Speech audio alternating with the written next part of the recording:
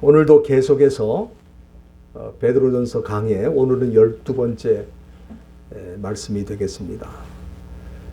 지난주에 들었던 말씀을 조금 복습을 하면은, 지난주에는 우리가 구원받은 자로서 우리 인생을 제대로 살려고 하면은 무엇보다 내가 받은 구원의 의미가 뭔가 이거를 알아야 된다고 말씀드렸습니다. 그래서 구원의 의미에 대해서는 이미 1장 그 초반부에 사도 베드로가 1장 4절에서 썩지 않고 더럽지 않고 쇠하지 않는 기업을 얻는 것이다. 그게 구원이다. 그런 말씀을 하셨는데, 이것은 구원의 미래적인 차원이라고 생각할 수 있습니다. 미래적인 차원의 구원의 의미는 썩지 않고 쇠하지 않는, 더럽지 않는 영원한 나라, 하나님의 나라에 들어가는 것이 우리 구원입니다. 그러나 지난주에 제가 말씀드린 건 구원의 현재적인 차원, 사도 베드로가 이 구원의 현재적인 차원은 뭔가 그럴 때에 그것은 조상의 유전한 망령된 행실에서 구속되는 것이라 18절에 나와 있는 말씀이죠. 여기 망령되다고 번역이 되어 있는 것은 조금 번역의 의미가 좀 다른데, 원래 마타이오스라고 하는 단어입니다. 망령되다는 말이 마타이오스인데 이거는 헛되다, 또 쓸모없다, 그런 뜻입니다. 그러니까 우리가 조상으로부터 헛되고 쓸모없는 것을 물려받았다는 거예요. 근데 이 조상으로부터 물려받은 것이 많은데 헛되고 쓸데없는 것이 무엇인가? 그게 바로 우상숭배고 귀신숭배입니다. 그래서 이거는 배운 사람이고 또 공부를 많이 못한 사람이고 차이가 없어요. 전 세계 공통적인 현상입니다.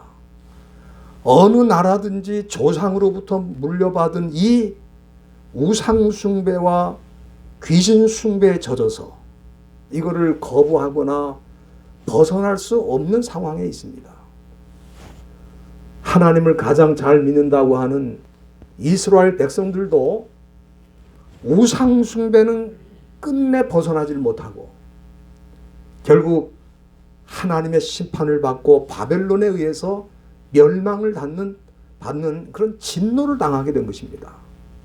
그러나 사도 베드로는 예수를 믿고 구원받은 우리들은 너희 조상의 유전한 망령된 행실에서 구속이 되었다. 그렇게 말씀하셨어요. 여기 구속되다는 말은 값을 주고 노예를 사서 해방시켜주는 것이라고 말씀드렸습니다.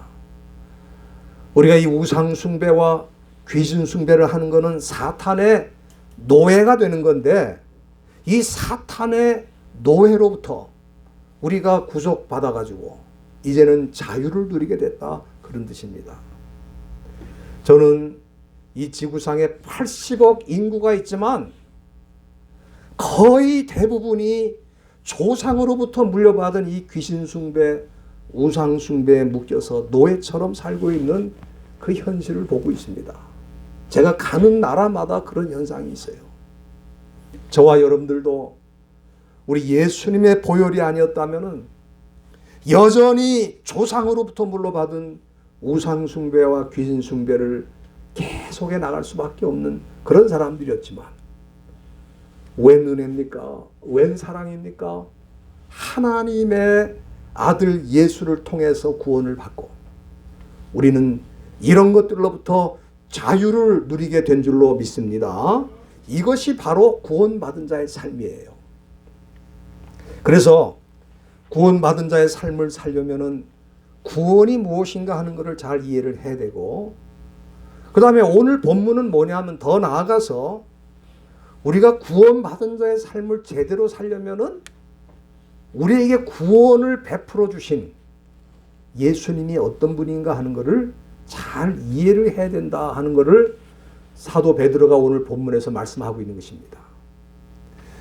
여러분들, 많은 사람들이 자기가 예수님을 잘 아는 것처럼 말합니다.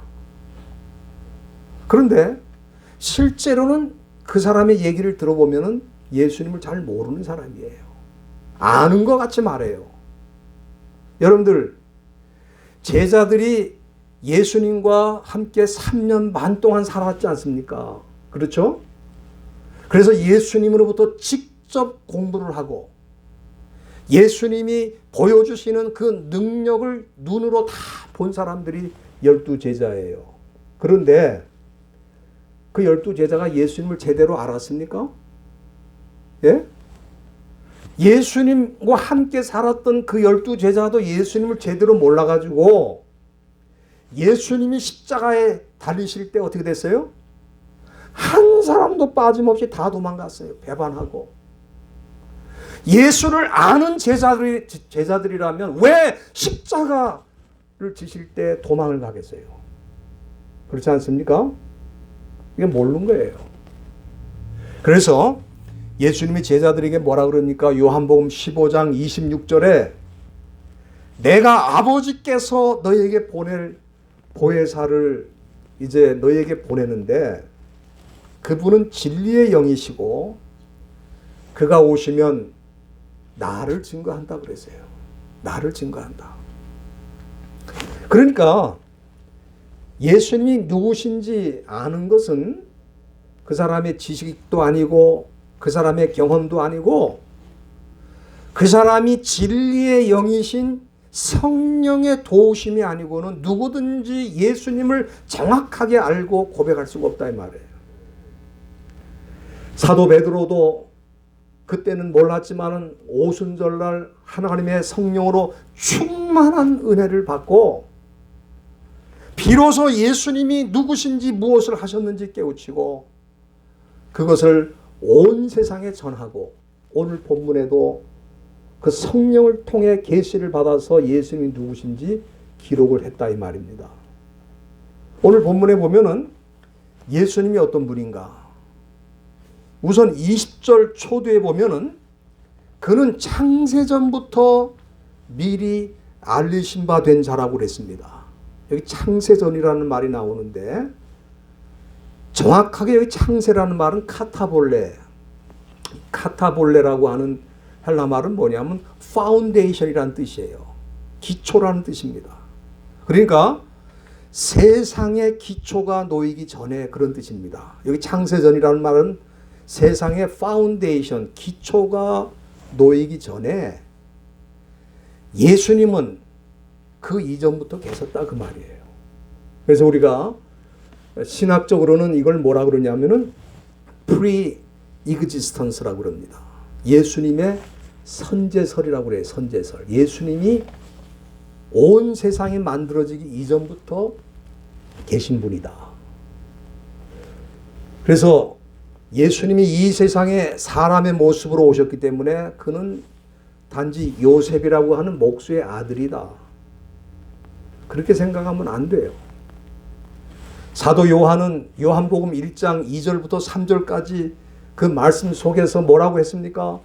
그가 태초에 하나님과 함께 계셨고 그리고 만물이 그로 말미암아 지은 바 되었다 그랬어요. 그러니까 이 사도 요한은 예수님의 선제설과 함께 예수님이 창조주 하나님이신 것을 소개하고 있는 겁니다. 다시 말하면 하나님 아버지와 동등하신 분이라는 것을 강조하고 있는 거예요. 사실 우리 예수님께서 이 세상에 계시는 동안에 유대인들이 예수님을 죽이려고 여러 번 시도한 이유가 뭐냐면 우리 예수님이 좋은 일 많이 하셨기 때문에 죽이려고 그런 게 아닙니다. 요한복음 5장 18절에 보면은 유대인들이 예수를 더욱 죽이고자 했는데 그거는 뭐냐면 안식일을 범할 뿐 아니라 우리 예수님이 안식일을 범했다는 거예요. 왜? 안식일날 38년 된 병자를 고치셨거든요. 병을 고쳤다고 안식일을 범했다는 거예요. 여러분 안식일은 아무 일도 안 하는 날이 안식일이 아니고 안식일에는 적극적으로 선을 행하는 날이 안식일입니다. 예수님이 죽어가는 사람을 살려낸 거는 안식일을 범한 게 아니라 안식일의 의미를 우리에게 보여주신 거예요. 근데 그것뿐만 아니라 그 다음에 보면은 예수님이 자신이 아버지와 자기를 동등으로 말씀하셨다 이거야. 그래서 신성 모독을 한 자라 그래가지고 예수님을 죽이려고 했어요. 여러분들 요한복음 10장 한번 다 열어주시길 바랍니다. 요한복음 10장 30절에 보면은 우리 예수님께서 놀라운 선언을 하십니다. 이거를 받아들일 수 있으면 크리스찬이고 이걸 못 받아들이면 크리스찬이 아니죠. 그 10장 30절에 보면은 뭐라 그랬어요? 예수님이 나와 아버지는 어떻게? 하나라고 그랬어요. 하나. 나와 아버지는 하나라고 하는 이 선언을 듣고 유대인들이 다시 돌을 들어서 치려했다 이 말이에요. 그러면서 여러분들 잘 보세요. 여기 33절에 보면은 요한복음 10장 33절이죠. 유대인들이 뭐라 그러냐면은 선한 일을 네가 하기 때문에 너를 돌로 치려고 하는 게 아니고 참남하다. 왜? 네가 사람이 되어 자칭 하나님이라 한다. 그러니까 우리 예수님을 십자가에 못 박아 죽인 이유가 뭐예요? 예수님이 좋은 일 많이 하고 훌륭한 일 많이 했기 때문에 유대인들이 죽인 게 아니고 예수님이 하나님 아버지와 동등이라고 한 것 때문에 죽인 거예요.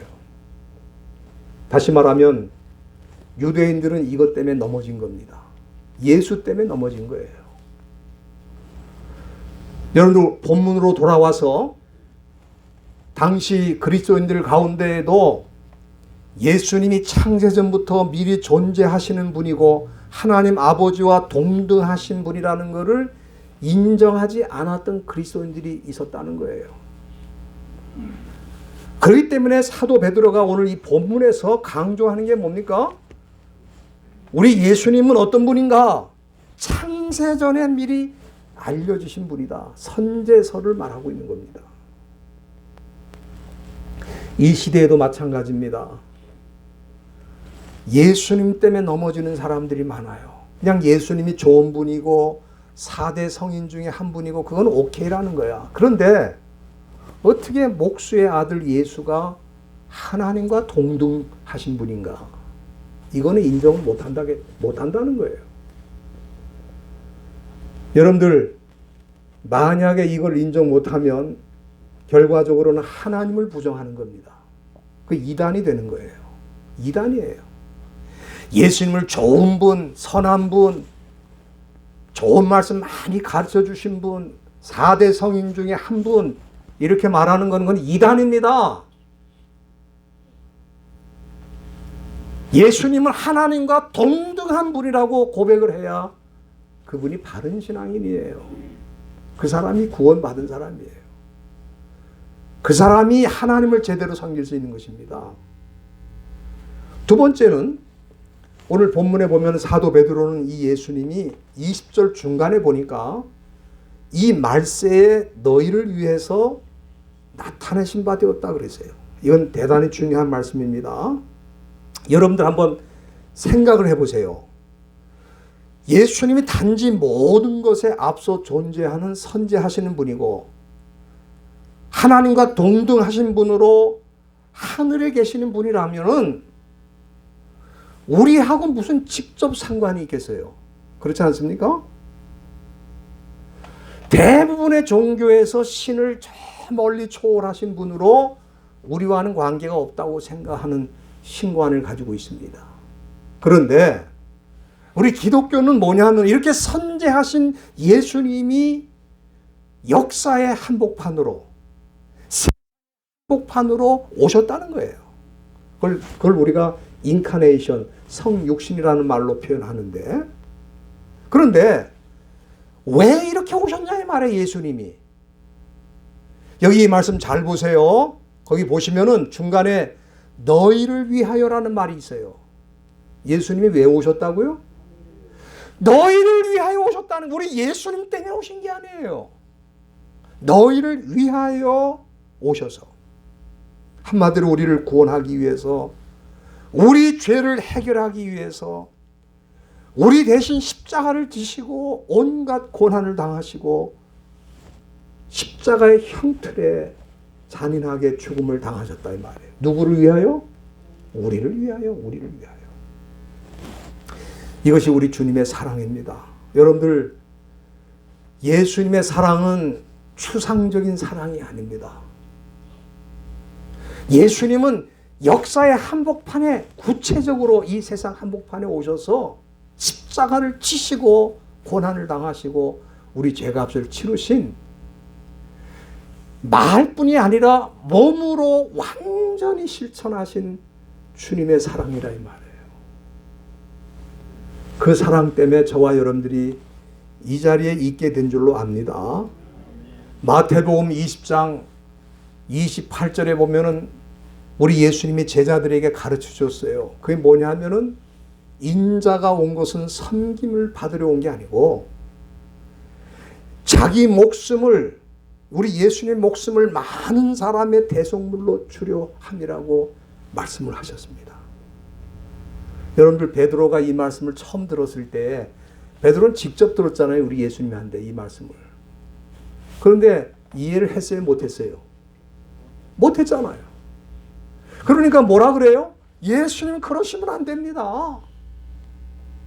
아니, 예수님이 지금 왕으로 오셔서 우리나라를 로마로부터 벗어나게 해가지고 정치적으로 독립을 해가지고 우리 주님이 이 세상의 왕이 되시면 나도 한 자리 하게 되는 건데, 내가 지금 그걸 위해서 주님을 따라다니고 있습니다. 그런데 십자가를 지시고 죽으신다고 하는 것은 있어서는 안 되는 일입니다. 주님. 이해를 못하니까 그걸 반대했어요. 여러분들, 만일 우리 주님이 십자가를 지시지 않았다면 주님 오실 필요가 뭐가 있습니까? 무슨 의미가 있어요? 왕이 없어서 왕이 되시려고 오신 거예요? 세상은 널렸습니다. 그러나 세상에 우리 모든 인류의 죄 문제를 해결할 사람은 아무도 없는 거예요, 이 세상에. 그래서 주님이 오셔서 가장 낮은 곳에 오셔서 우리 대신 십자가를 지시고 고난을 당하신 것입니다. 그런데 사도 베드로는 우리 예수님께서 죽음으로 끝난 게 아니라 이 말이에요. 여기 본문으로 돌아가서 21절에 보면은 너희는 저를 죽은 자 가운데 살리시고 영광을 주신 하나님, 그렇게 말씀하고 있습니다. 여기 우리 하나님께서 예수님을 죽은 자 가운데서 살리시고 영광을 주셨다는 게 뭐냐면, 신학적으로는 이 십자가를 진 거는 예수님의 자기 비하라고 그래요. 비하. humiliation이라고 그러는데, humiliation of Christ. 예수 그리스도의 humiliation, 낮아지심. 그걸 자기 비하라고 그래요. 신학적으로는. 그런데 이 자기 비하의 상태에서 이제 죽음을 정복하고 영광을 누리게 된 이 상태를 예수님의 승귀라고 그래요. 승귀. 예수님의 승귀는 뭐냐면 exaltation of Christ. 그리스도의 높아지심을 말하는 거예요. 그래서 이 그리스도의 승귀, exaltation of Christ에 대해서는 사도 바울이 빌립보서 2장 10절과 11절에 아주 상세하게 잘 설명을 했습니다. 거기 뭐라고 그랬냐면은 그는 자기를 낮추시고 죽기까지 복종하여 십자가를 지심으로 지극히 높은 자리에 오르시고 하늘에 있는 자들이나 땅에 있는 자들이나 땅 아래에 있는 자들 모든 무릎이 그 예수 이름 앞에 꿇게 하시고 그 입으로 주라고 시인하게 하셨다. 여러분들, 지금은 사람들이 예수님을 다 주님이라고 인정하지 않죠. 그러나 언젠가는 무릎을 꿇고 그 사실을 인정하지 않을 수 없어요. 그래, 그때는 너무 늦는 거예요. 미리 알아야 되는데 그걸 모르고 살고 있다 이 말이에요. 그렇기 때문에 우리 예수님은 역사의 한복판에 들어오신 분이에요. 멀리 계시고 역사 이전에 선재하시고 영광 가운데 하늘에만 계시는 그분이 아니고 이 세상에 우리를 찾아오셔서 우리 죄 문제를 해결하시고 그리고는 부활 승리하셔서 원래 있던 자리로 다시 올라가신 주님을 여기 베드로가 고백하고 있는 거예요. 그리고 중요한 건 뭐냐 하면은 예수님이 이렇게 하신 결과가 뭔가? 오늘 본문 22절, 21절 끝에 보면은 너희 믿음과 소망이 누구에게? 하나님께 있게 하셨다. 여기 있게 하다는 말이 디돔이라고 하는 헬라 말입니다. 디돔이라는 건 뭐냐면은 제공하다, 주다, 오퍼라는 뜻이에요. 선물로 주는 걸 말하는 거예요. 우리 예수님께서 이렇게 하심으로 우리에게 뭘 주셨다고요? 믿음과 소망을 주셨다 이 말이에요. 믿음과 소망을 주셨다. 여러분들, 우리가 이 믿음과 소망이라는 거 사실이 굉장히 귀한 선물인데 이걸 우리가 거저 받으니까 공짜라고 생각하죠. 공짜. 여러분들, 공짜 그러면은 거저 얻는 것이라고 생각하는데 정확히 말씀드리면은 이 세상에 공짜라는 건 없어요. 여러분들, 저와 여러분들이 누리고 있는 이 자유가 공짜입니까? 이 자유를 누리기 위해서 수많은 사람들이 목숨을 빼앗겼어요. 그 피의 대가로 우리가 프리덤, 자유를 누리는 거야. 그냥 공짜로 그냥 자유를 누린다고 생각하면 그건 큰 착각입니다. 여러분들, 한국에서 보면 무료 점심, 노인들을 위해서 무료 점심 나눠주는 데가 많은데 그 노인들은 그 한 끼 그냥 공짜로 먹지만 그게 공짜입니까? 그 점심을 준비하려고 많은 자원봉사자가 시간을 투자해서 요리를 준비하는 거예요. 공짜가 없어요. 여러분들, 지금 우리 어르신들이 이 미국에 와가지고 생활비도 보조를 받고 무료로 병원으로 이렇게 병원 수술도 받고 다 혜택을 받는데 그게 공짜입니까? 그거 다 국민들이 세금을 낸 거예요. 여러분들, 지금 전 세계에서 이 소셜 웰페어, 이 사회 복지가 제일 잘 돼 있는 덴마크라는 나라가 있습니다. 여러분들, 덴마크 사람들이 사회 복지를 누리는데 그게 공짜입니까? 지금 그 젊은 사람들이 세금을 얼마나 내는지 아세요? 50%에서 55%를 내는 거예요. 더 많이 내는 사람 60%까지 내는 사람이 있어요. 1000불을 벌면은 600불을 세금을 내는 거야. 공짜가 아닙니다, 사회복지가. 그런데 사람들은 공짜라고 생각하네, 공짜. 공짜가 없어요. 우리가 이 구원을 받고 하나님을 믿고 하나님에 대해 소망을 갖게 된 이것도 공짜라고 생각하면 안 된다 이 말이에요. 왜? 여기 19절 말씀에 보면은 사도 베드로가 오직 흠없고 점없는 어린 양과 같은 그리스도의 보배로운 피로 한 것이라고 그랬습니다. 여러분들, 예수님의 보혈의 값이 얼마나 될 것 같아요? 예? 보혈의 값이 얼마냐고? 그건 우리가 뭐라 그러냐? 프라이스리스라고 그래요. 프라이스리스. 왜 프라이스리스냐 하면 이게 프라이스리스라는 거는 값이 없다는 뜻이잖아요. 그럼 왜 값이 없느냐? 값을 매길 수가 없어서 값이 없는 거예요. 우리 미국에서 싸구려는 칩이라고 그래. 칩. 예? 싸다고 그래. 그건 칩. 그러나 프라이스리스라는 건 뭐냐면은 값이 없는 거야. 값을 매길 수가 없는 거예요. 값을 매길 수가 없어. 너무 귀해서. 여러분들, 영원전부터 계시던 그 예수님, 창조주 하나님이 이 세상에서 자기의 생명을 내놓고 보혈을 흘려주시고 우리를 건져주신 게 이게 값으로 매길 수 있냐 말이야.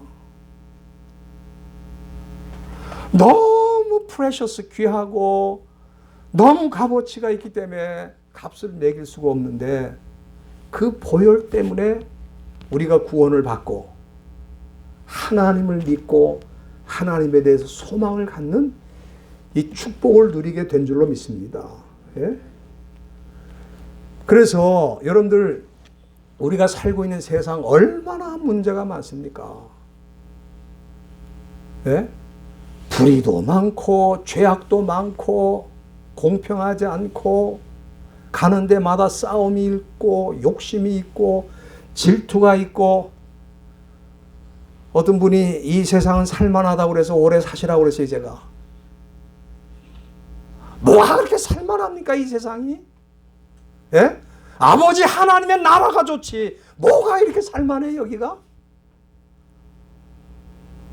살아있는 거는 사명 때문에 살아있고 우리가 정말 이 어려운 세상 하루라도 빨리 떠나고 싶지만은 살고 있는 이유가 우리에게는 뭐가 있어요? 하나님께 대한 믿음이 있고 하나님께 대한 소망이 있어서 살고 있는 거예요. 그걸 누가 주셨다고요? 예수님이 주셨다고 오늘 이 본문에서 사도 베드로가 얘기하고 있는 것입니다. 그렇기 때문에 우리가 이 구원받는 자의 삶을 제대로 살려면은 구원의 의미가 뭔지를 아는 게 필요하고 그 다음에 이 구원을 베풀어 주신 예수님이 어떤 분인지를 아는 게 또 중요하다 이 말이에요. 그래서 오늘 우리가 이 본문을 통해서 예수님이 어떤 분인가? 예수님은 어쩌다가 이 세상에 오신 목수의 아들로 태어난 요셉의 아들, 또 어쩌다가 좋은 말씀 가르쳐 주신 위대한 스승, 어쩌다가 선한 일 많이 행하신 그런 좋으신 분, 그게 아니죠. 예수님은 창세전부터 계시고 창조주이시고 하나님과 동등하신 분으로서 우리 인간의 구원을 위해서 말세의 마지막 때에 우리를 위해서 나타내신 분이라 그랬어요. 역사 안으로 들어오셨어요. 그리고 모든 고난을 다 당하시고 십자가에 죽으시고 부활 승천하셔서 본래 자리로 가셨습니다. 그 결과 우리에게는 하나님을 제대로 믿고 하나님만 바라보면서 이 세상을 이기며 살아갈 수 있는 선물을 주시고 가셨다 이 말이에요. 저와 여러분들이 그런 은혜를 받았기 때문에 감사한 거예요. 예? 저는 대통령이 되고 왕이 되는 것보다 예수 믿는 게 더 좋아요. 예? 저는 지금 한국에 무슨 대통령 하겠다고 나온 분들한테 부탁드립니다. 그런 거 하려고 그러지 말고 예수나 제대로 믿으세요. 예수나. 예?